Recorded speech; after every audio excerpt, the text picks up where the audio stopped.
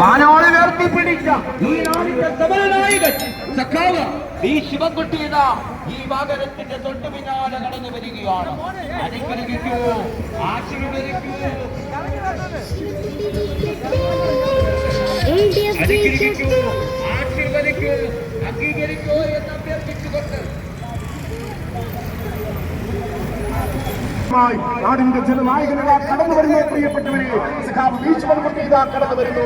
ദൈവത്തിന്റെ ജനനായകനാ കടന്നു വരുന്നു. പ്രിയപ്പെട്ടവരെ, ഒരു ചെറുപുഞ്ചിരിയിലൂടെ, ഒരു മന്ദഹാസത്തിലൂടെ, ഒരു ഹസ്തദാനത്തിലൂടെ, ഒരു ചെറുപുഞ്ചിരിയിലൂടെ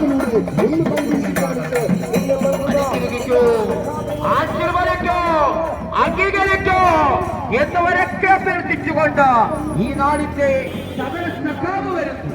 സഖാവ് ഈ ശിവൻകുട്ടി ഇതാ വരികയാണ്. നിങ്ങളാണ് എന്റെ കരുത്വം, ഈ നാടാണ് എന്റെ മനസ്സത്വം. ഒരൊക്കെ പ്രഖ്യാപിച്ചുകൊണ്ട് ഈ നാടിന്റെ വെളിച്ചം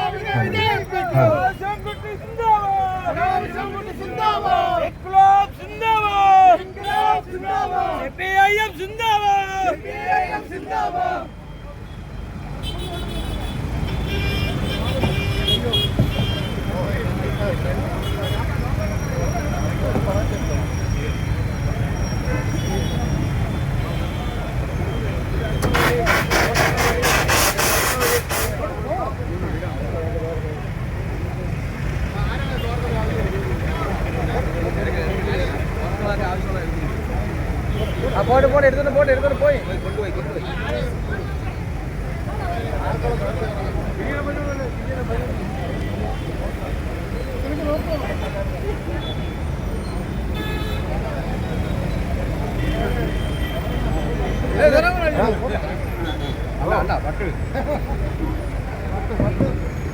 ഹലോ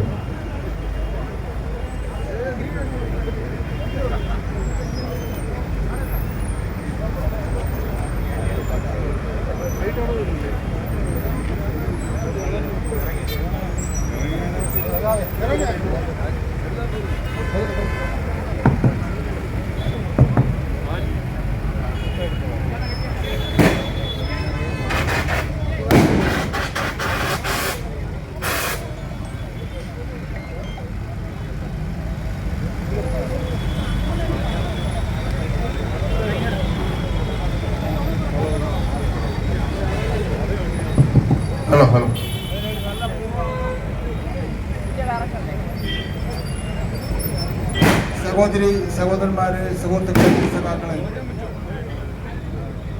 ഇന്ന് 3 മണിക്ക് ആരംഭിച്ച മതോപാല ജംഗ്ഷനിൽ ആരംഭിച്ച എൻ്റെ തെരഞ്ഞെടുപ്പ് പര്യടനം ഇന്ന് ഇവിടെ ബാപ്പരക്കോട് അവസാനിക്കുക. പറഞ്ഞ കൃത്യസമയത്ത് തന്നെ വന്നു എന്നുള്ള ഒരു പ്രശ്നം മാത്രമേ ഉള്ളൂ. കൃത്യസമയത്താണ് ഓരോ പ്രദേശത്ത് എത്തിയെങ്കിൽ പോലും നൂറുകണക്കിന് പ്രവർത്തകരാണ് ജാഥ സ്വീകരിക്കുവാനും LDFിനെ സ്വീകരിക്കാനും എത്തിച്ചേർന്നിട്ടുണ്ട്. ഇപ്പോൾ നടക്കുന്ന തെരഞ്ഞെടുപ്പിൻ്റെ രാഷ്ട്രീയ പ്രാധാന്യം മനസ്സിലാക്കിക്കൊണ്ട് തന്നെ വീണ്ടും ഒരു ഇടതുപക്ഷ ജനാധിപത്യ പ്രസ്ഥാനത്തിൻ്റെ നേതൃത്വത്തിലുള്ള മൂന്നാമതൊരു ഗവൺമെൻറ്, LDF ഗവൺമെൻറ് കേരളത്തിൽ വരുന്നതിന് വേണ്ടിയുള്ള അതിശക്തമായ പ്രവർത്തനമാണ് നിയമമണ്ഡലത്തിൽ നടന്നുകൊണ്ടിരിക്കുന്നത്. നിയമമണ്ഡലം രൂപീകരിച്ചതിന് ശേഷം ഒരു പ്രാവശ്യം മാത്രമാണ് BJP ജയിച്ചു വന്നത്. അത് UDFുമായി ഉണ്ടാക്കിയിട്ടുള്ള ഡീലിൻ്റെ അടിസ്ഥാനത്തിലാണ്, കച്ചവടത്തിൻ്റെ അടിസ്ഥാനത്തിലാണ് അങ്ങനെ സംഭവിച്ചിട്ടുള്ളത്. ഇവിടെ കഴിഞ്ഞ 5 വർഷം ഇടതുപക്ഷ ജനാധിപത്യ മുന്നണിയുടെ MLA എന്നുള്ള നിലയിൽ ഞാൻ ഏതാണ്ട് 1000 കോടി രൂപയുടെ വികസന പ്രവർത്തനങ്ങൾ നടന്നിട്ടുണ്ട്. ബഹുമാനപ്പെട്ട മുഖ്യമന്ത്രി എന്നെ ഏൽപ്പിച്ച 2 പ്രമുഖ വകുപ്പുകളാണ്, ഒന്ന് വിദ്യാഭ്യാസവും മറ്റൊന്ന് തൊഴിലും. ഈ 2 വകുപ്പും രാജ്യത്തിന് തന്നെ മാതൃകയാകുന്ന രൂപത്തിൽ സത്യസന്ധമായി അഴിമതിയില്ലാതെ പാവപ്പെട്ടവരോട് കൂറുപുലർത്തുന്ന രൂപത്തിൽ എനിക്ക് നിയന്ത്രിക്കുവാനും ഭരണം നടത്തുവാനും കഴിഞ്ഞിട്ടുണ്ട് എന്ന് അഭിമാനപൂർവ്വം ഞാൻ നിങ്ങളുടെ മുന്നിൽ പറയുന്നതിന് വേണ്ടി ഞാൻ ആഗ്രഹിക്കുന്നു. റിപ്പോർട്ടർ ചാനലും മാതൃഭൂമി ചാനലും നടത്തിയിട്ടുള്ള വോട്ടെടുപ്പിൽ 16 ലക്ഷത്തോളം വരുന്ന ആൾക്കാർ പങ്കെടുത്ത വോട്ടെടുപ്പിൽ ഏറ്റവും നല്ല മന്ത്രിയായി എന്നെ തിരഞ്ഞെടുത്തത് നിങ്ങളുടെയൊക്കെ തന്നെ അനുഗ്രഹം കൊണ്ടാണ് എന്നുള്ള കാര്യം ഞാൻ അഭിമാനത്തോടുകൂടി തന്നെ പറയുന്നത്. ഇവിടെ നമുക്ക് വേണ്ടത് നമ്മുടെ പ്രശ്നങ്ങൾ കൈകാര്യം ചെയ്യുന്നതിന് വേണ്ടി വേണ്ട ഒരു MLA ആണ്. ഇവിടെ ഒരു 6 മാസത്തിലൊരിക്കൽ പ്ലെയിനിൽ വന്ന് ഇറങ്ങി പറന്നിറങ്ങി വന്നിട്ട് പോകുന്ന ഒരു വ്യക്തിയല്ല നമുക്ക് ആവശ്യം. ഇവിടെ പാവപ്പെട്ടവന്റെ കറണ്ടിന്റെ പ്രശ്നം, വീടിന്റെ പ്രശ്നം, അഴുക്കുചാലിന്റെ പ്രശ്നം, ആശുപത്രിയിലുള്ള ചില പ്രശ്നങ്ങൾ, അങ്ങനെ പാവപ്പെട്ടവന്റെയും സാധാരണക്കാരന്റെയും പ്രശ്നങ്ങൾ കൈകാര്യം ചെയ്യുവാൻ, സാധാരണക്കാരന്റെ വിയർപ്പിന്റെ പണം മനസ്സിലാക്കുവാൻ കഴിയുന്ന ഒരു ജനപ്രതിനിധിയാണ് ഇവിടെ ആവശ്യം. ആ ഉത്തരവാദിത്വം നിർവഹിക്കുവാൻ മറ്റാരെക്കാൾ എനിക്ക് കഴിയുമെന്ന് ഞാൻ തെളിയിച്ചിട്ടുണ്ടെന്നുള്ള കാര്യം ഞാൻ ഇവിടെ വ്യക്തമാക്കുന്നതിന് വേണ്ടി ഞാൻ ആഗ്രഹിക്കുന്നു. ഇവിടെ വികസനത്തെ സംബന്ധിച്ചിടത്തോളം ഒരു വെല്ലുവിളി നടന്നു. ഞാൻ അഭിമാനത്തോടുകൂടി പറയുന്നു, 24 സ്കൂളുകളാണ് നമുക്ക് നിയമമണ്ഡലത്തിലുള്ളത്. 24 സ്കൂളുള്ളതിൽ 18 സ്കൂളും പുതിയ കെട്ടിടങ്ങൾ നിർമ്മിക്കുന്നതിന് വേണ്ടി കഴിഞ്ഞത് ഇന്ത്യയിൽ വേറെ ഏതെങ്കിലും ഒരു മണ്ഡലത്തിൽ നടന്നിട്ടുണ്ടോ എന്ന് സംശയമുണ്ട്. ആ നിലയിലെ വികസന പ്രവർത്തനം നടക്കുമ്പോഴാണ് BJPയുടെ സ്ഥാനാർത്ഥി ഒരു വെല്ലുവിളി നടത്തിയത്. അദ്ദേഹത്തിന് വെല്ലുവിളി ഞാൻ സ്വീകരിച്ചു. പരസ്യമായ ഒരു സംവാദത്തിന് തയ്യാറാണെന്ന് ഞാൻ തീരുമാനിച്ചു. ഞാൻ തീയതി നിശ്ചയിച്ചു, സ്ഥലം നിശ്ചയിച്ചു, അദ്ദേഹത്തിന് അറിയിച്ചു. അദ്ദേഹം അതിന് ഇപ്പോൾ പിന്മാറിയിരിക്കുകയാണ്.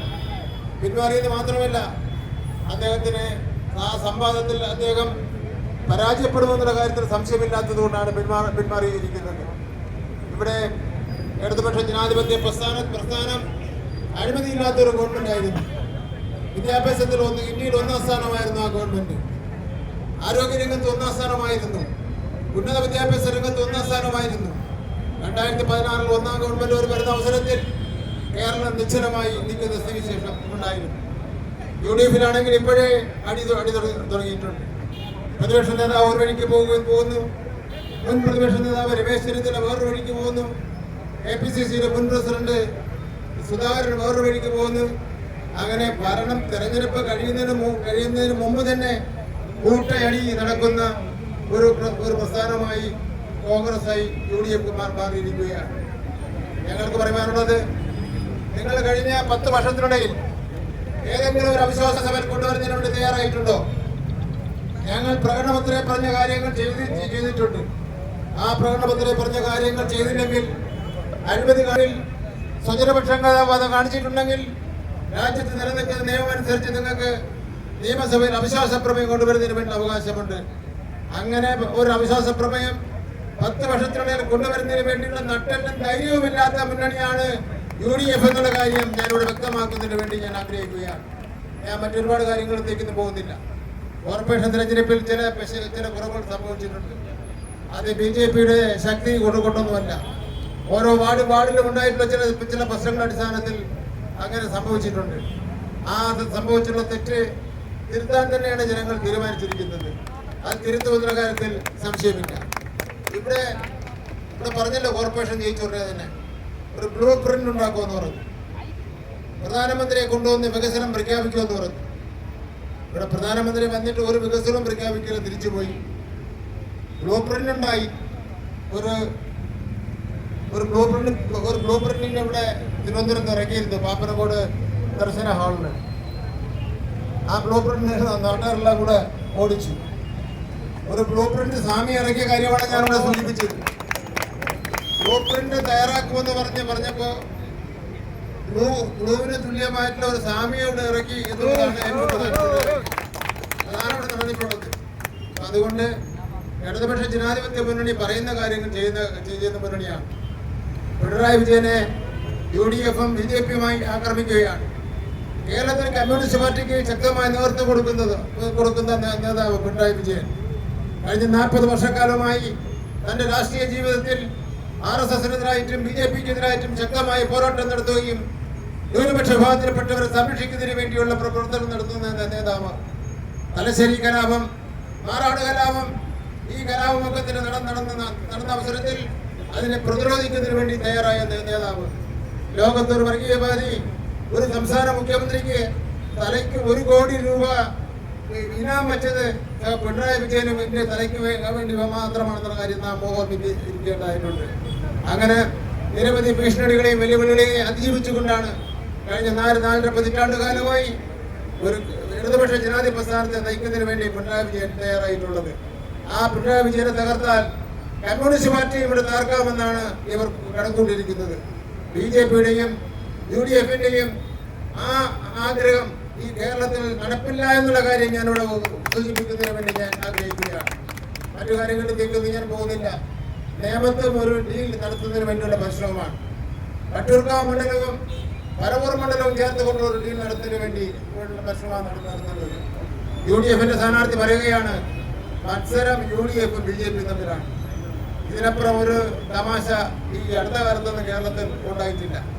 നിയമമണ്ഡലം രൂപീകരിച്ചതിന് ശേഷം നടന്നിട്ടുള്ള എല്ലാ മത്സരവും BJP-യും LDF-ഉം തമ്മിലായിരുന്നു എന്ന് മാത്രമല്ല 3 തെരഞ്ഞെടുപ്പിനും UDF-ന് കിട്ടിയത് കച്ചവടത്തിന്റെ അടിസ്ഥാനത്തിൽ 10,000-ന് മുകളിൽ വോട്ട് മാത്രമാണ് കിട്ടിയതെന്നുള്ള കാര്യം കൂടി ഞാനിവിടെ വ്യക്തമാക്കുന്നതിന് വേണ്ടി ഞാൻ ആഗ്രഹിക്കുകയാണ്.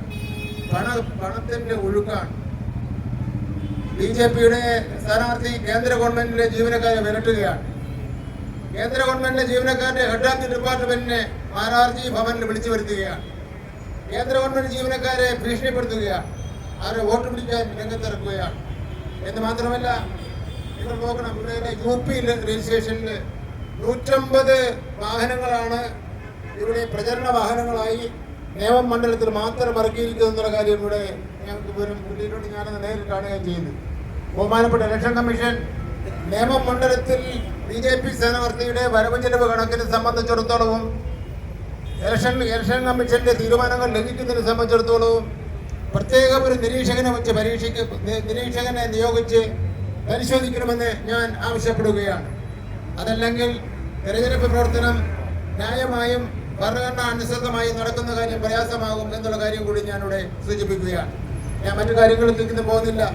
കേരളത്തിലാകെ നടക്കുന്ന തെരഞ്ഞെടുപ്പിൽ ഇടതുപക്ഷ ജനാധിപത്യ പ്രസ്ഥാനത്തിന് നല്ല മുന്നേറ്റമാണ് കിട്ടുന്ന റിപ്പോർട്ടനുസരിച്ച് ഉണ്ടായിട്ടുള്ളത്. തീർച്ചയായും ഇടതുപക്ഷ ജനാധിപത്യ മുന്നണി നേരത്തെ പ്രഖ്യാപിച്ചതുപോലെ തന്നെ 110 സീറ്റുകൾ നേടുമെന്നുള്ള കാര്യത്തിൽ യാതൊരു തർക്കവുമില്ല എന്നുള്ള കാര്യം ഞാൻ സൂചിപ്പിക്കുന്നു. 3ാമതൊരു ഗവൺമെന്റ് നമ്മുടെ കേരളത്തിൽ അധികാരത്തിൽ വരുമെന്നുള്ള കാര്യത്തിൽ സംശയമില്ല എന്നുള്ള കാര്യം ഞാനിവിടെ സൂചിപ്പിക്കുന്നു.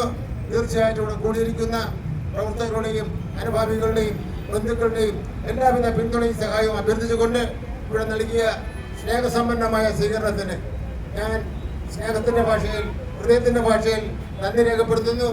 എന്നും എൻ്റെ രാഷ്ട്രീയ ജീവിതത്തിൽ നിയമത്തിലെ ജനങ്ങൾ നൽകിയിട്ടുള്ള പിന്തുണ തന്നെയാണ് എനിക്ക് സത്യസന്ധമായും കാര്യമായും പ്രവർത്തനം നടത്തുന്നതിന് വേണ്ടി കഴിഞ്ഞിട്ടുള്ളത്. നിങ്ങളോട് നൽകിയ സ്വീകരണത്തിന് ഞാൻ എൻ്റെ ഹൃദയത്തിന്റെ ഭാഷയിൽ നന്ദി രേഖപ്പെടുത്തുന്നു. നന്ദി. നമുക്ക് ഇതേ സ്ഥലത്ത് വെച്ച് തന്നെ വീണ്ടും കാണാമെന്നുള്ള കാര്യം കൂടി ഞാൻ പറഞ്ഞുകൊണ്ട് എൻ്റെ വാക്കുകൾ അവസാനിപ്പിക്കുന്നു.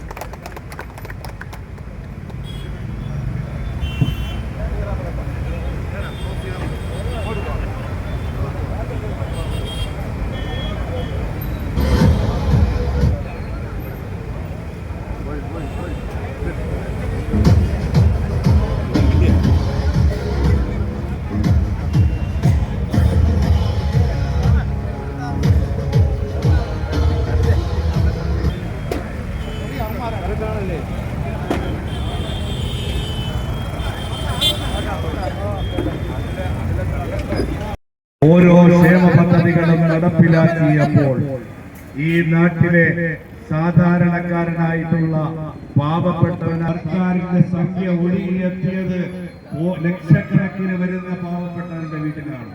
ഇതാണ് ഈ ഗവൺമെന്റിന്റെ കഴിഞ്ഞ കാലത്തെ ഏറ്റവും വലിയ സവിശേഷത. ഓരോ പദ്ധതികൾ നടപ്പിലാക്കിയപ്പോ ആ പദ്ധതികളിലെല്ലാം ലക്ഷക്കണക്കിന് ഗുണഭോക്താക്കളെ സമ്മാനിച്ചു കൊണ്ടിരിക്കുക ജില്ലയിലുള്ള അല്ലെങ്കിൽ കേരളത്തിന്റെ സ്വപ്ന പദ്ധതിയാണ് ഈ തുറമുഖത്തിന് BJP നൽകാൻ ഈ BJP-ക്കാർ തയ്യാറായല്ലോ. ലോണായാണ് നിങ്ങളൊക്കെ തിരുവനന്തപുരത്ത് കേരളത്തിന്റെ ആരോഗ്യ മേഖല പരിശോധിച്ചാൽ ഹൃദയമാറ്റക ശസ്ത്രക്രിയ നടത്തുന്ന ആശുപത്രി ആരോഗ്യ മേഖല ഏറ്റവും നിങ്ങൾ നോക്കൂ. നമ്മുടെ വിദ്യാഭ്യാസ മന്ത്രി വിദ്യാഭ്യാസ മേഖല ഒരുപക്ഷെ ഇന്ത്യയിലെ ഏറ്റവും മികച്ച വിദ്യാഭ്യാസ മന്ത്രിയായി അംഗീകരിച്ചിട്ടുള്ളയാളാണ് സഖാവ് ശിവൻകുട്ടി. കേരളത്തിൽ റിപ്പോർട്ട് ചാനൽ 16 ലക്ഷം ആളുകളുടെ സർവേ നടത്തിയപ്പോ അതിൽ കേരളത്തിലെ മികച്ച മന്ത്രി എന്ന് പറയുന്നത് വിലത്തോളം വരുന്ന വിദ്യാലയങ്ങൾ ഹൈടെക് വിദ്യാഭ്യാസ മേഖലയാക്കി മാറ്റാൻ വേണ്ടി കഴിഞ്ഞിരിക്കുന്നു. എന്റെ നാട്ടിൽ ഒരു സ്കൂൾ, വാഴവട്ടത്തെ ഒരു സ്കൂളിന് 1.5 കോടി രൂപയാണ് ആ വിദ്യാഭ്യാസ സ്ഥാപനത്തിന് വാഴവട്ടം ഗവൺമെന്റ് HS-ന് വേണ്ടി അനുവദിക്കപ്പെട്ടിട്ടുള്ളത്. 5 നിലയുള്ള കെട്ടിടമാണ്. നിങ്ങൾ പോളിംഗ് ബൂത്തിലേക്ക് എത്തുമ്പോൾ അരിവാൾ ചുറ്റിക നക്ഷത്രമടയാളത്തിൽ അദ്ദേഹത്തെ വൻപിച്ച ഭൂരിപക്ഷത്തോടുകൂടി തിരഞ്ഞെടുക്കണമെന്ന് മാത്രം അഭ്യർത്ഥിച്ചുകൊണ്ട് ഞാൻ എന്റെ വാക്കുകൾ നിർത്തുന്നു.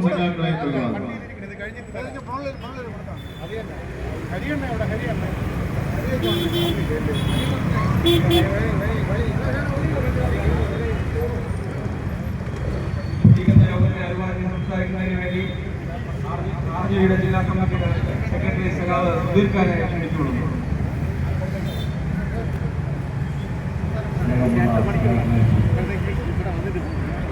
കേരളം